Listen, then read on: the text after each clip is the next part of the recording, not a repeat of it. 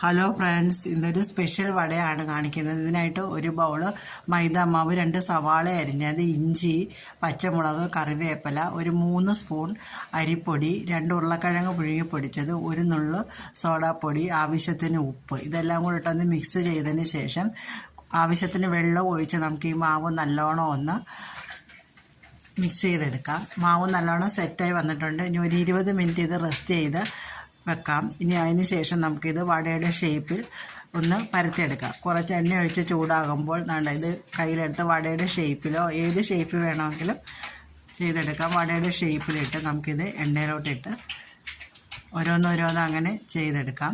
തിരിച്ചും മറിച്ചും ഇട്ട് മൂപ്പിച്ചെടുക്കാം. നല്ല ടേസ്റ്റി ആയിട്ടുള്ളതും ഒരു വടയാണ്. അരിപ്പൊടി ചേർക്കാൻ നല്ല ക്രിസ്പായിട്ടിരിക്കാൻ വേണ്ടിയാണ്. എല്ലാവരും ട്രൈ ചെയ്ത് നോക്കണം. വീണ്ടും അടുത്ത വീഡിയോയിൽ കാണാം. Bye bye.